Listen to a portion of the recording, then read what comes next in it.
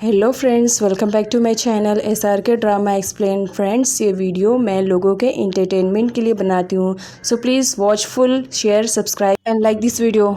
आज मैं जो ड्रामे की एक्सप्लेनेशन करने जा रही हूँ वो बहुत ही अमेजिंग ड्रामा है। इसमें दिखाया जाता है कि एक एलियन अर्थ पर आता है रिसर्च करने के लिए अपने फ्रेंड्स के साथ, बट अनफॉर्चुनेटली वो अर्थ पे ही छूट जाता है। अर्थ पर उसे एक लड़की दिखती है जो कि बहुत ज़्यादा खूबसूरत रहती है। वो उसके प्यार में पड़ जाता है, लेकिन वो लड़की की डेड हो जाती है और कई सालों बाद उसे वही लड़की मिलती है जिससे वो बहुत ज़्यादा प्यार करता है। तो देखना ये इंटरेस्टिंग रहेगा कि क्या सच में वो लड़की वही है जिससे एलियन प्यार करता था। तो चलिए बिगर टाइम वेस्ट किए ड्रामे की एक्सप्लेनेशन को स्टार्ट करते हैं। इस सीन में दिखाया जाता है कि एक आदमी रहता है जो सड़क पर जाता रहता है, लेकिन वो चैंग सोंग के भाई को देखता रहता है और उसका पीछा करता रहता है। उसे इतना भी खबर नहीं रहता है कि पीछे से बाइक आती है और उसे टक्कर दे देती है। बाइक वाला बोलता है कि अंधे हो जो दिखाई नहीं दे रहा है, जिस पर वो आदमी उसे सॉरी बोलता है। तभी वहाँ पर चैंग सोंग का भाई उसकी हेल्प के लिए आता है और उसकी हेल्प करता है और उसे बोलता है कि आपको कहाँ जाना है बताएं, मैं आपको छोड़ दूंगा। जिस पर वो आदमी अपने पास्ट के बारे में सोचता है कि एक दिन जब वो घर से जा रहा था हमेशा के लिए, तो उसका छोटा बेटा रोता रहता है कि डैड प्लीज़ हमें छोड़कर मत जाओ, लेकिन वो आदमी रुकता नहीं है और अपने बच्चे को छोड़कर वहाँ से चला जाता है और ये सोचता रहता है।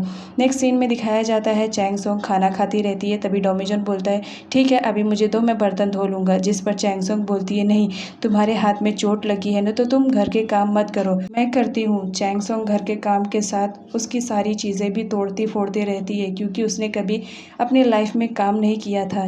डोमिजन बहुत ज़्यादा परेशान हो जाता है, ये अगर और थोड़ी देर मेरे घर के काम करेगी तो सारी चीज़ें तोड़ फोड़ देगी। वो क्लीनिंग करती रहती है और अनफॉर्चुनेटली उससे टॉमी जॉन का सबसे फेवरेट पॉट टूट जाता है। जिस पर चैंग सोंग बोलती है कोई बात नहीं, टूट जाने दो, बहुत ज़्यादा पुराना दिख रहा था, मैं तुम्हें ऐसा ही नया खरीद दूंगी। जिस पर टॉमी जॉन आकर चैंग सोंग को पकड़ लेता है और कहता है रहने दो, अगर तुमने थोड़ी भी देर और क्लीनिंग की तो मेरे घर का सारा फर्नीचर भी तोड़ दोगी। जिस पर चैंग सोंग बोलती है ठीक है कोई बात नहीं। इधर ओपा को दिखाया जाता है, उसने जो टेडी बियर में कैमरा लगाए थे वो डोमिजन निकाल देता है। इस बात को वो वीडियो में देखता रहता है।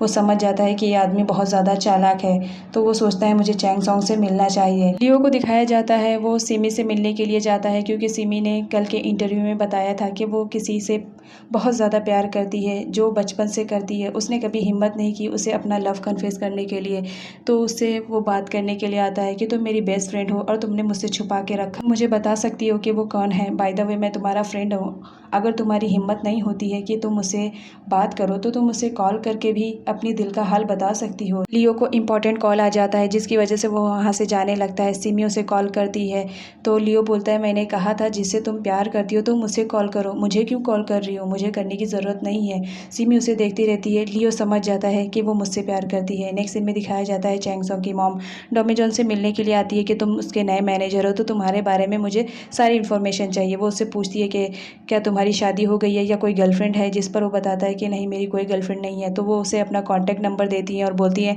कि चैंग सोंग की सारी डिटेल्स मुझे चाहिए। नेक्स्ट सीन में दिखाया जाता है अपने फ्रेंड के कहने पर चैंग सोंग एक साइकियाट्रिस्ट डॉक्टर से मिलने के लिए आती है और अपने बारे में बताती है कि मैं आजकल मैं बहुत ज़्यादा परेशान रह रही हूँ, एक लड़के से मैं प्यार करती हूँ, हर जगह मुझे वही दिखाई देता है, पता नहीं ये मेरा दिमागी फितूर है या वो सच में मुझे दिखाई देता है। मैं कहीं पर भी रहती हूँ वो मेरी फ़ौरन हेल्प के लिए चला आता है। जिस पर डॉक्टर बोलता है कि तुम्हारी दिमाग का फितूर है, तुम उसे इग्नोर करो, तुम कुछ ही दिनों में ठीक हो जाओगी।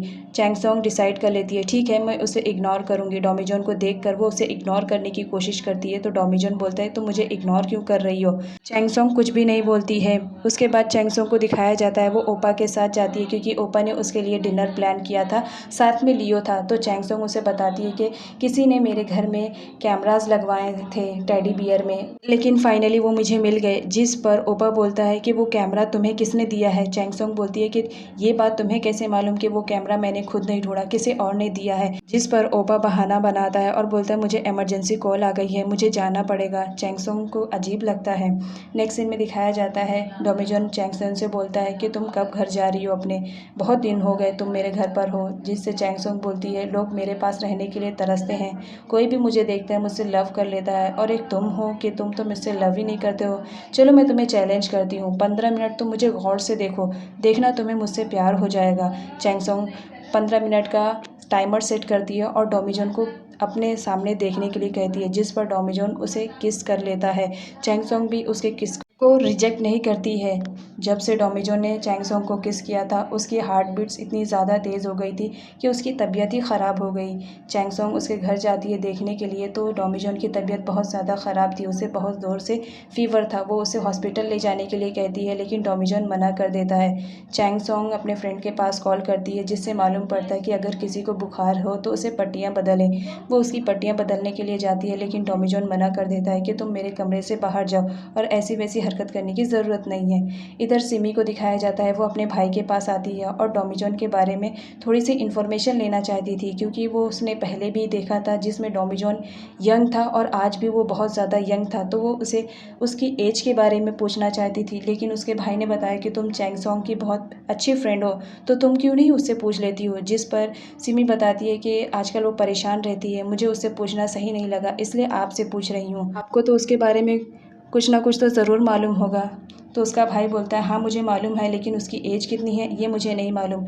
इधर डोमिजोन की तबीयत ख़राब होने की वजह से उसे चला भी नहीं जाता है, लेकिन हवाएं बहुत ज़्यादा आती है, तो वो विंडो को बंद करने के लिए जाता है। तो चैंग सोंग को देखकर शॉक्ड हो जाता है कि चैंग सोंग वहीं पर सोई हुई रहती है। वो अंदर से बोलती है कि रात से यहाँ तुम्हारी देखभाल कर रही हूँ, मुझे बहुत ज़्यादा ठंडी लग रही थी, इसलिए मैं इसके अंदर चली आई हूँ। उम्मीद करती हूँ तुम्हें बुरा नहीं लगेगा। जिस पर डोमिजोन बोलता है कि तुम मेरे कमरे से बाहर चली जाओ।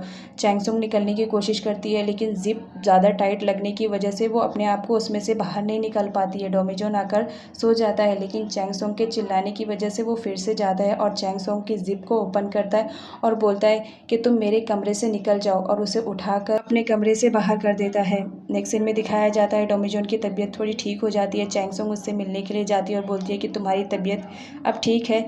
जिस पर डोमिजोन बोलता है, हाँ मेरी तबीयत अब ठीक है, थैंक यू, तुमने मेरा ख्याल रखा।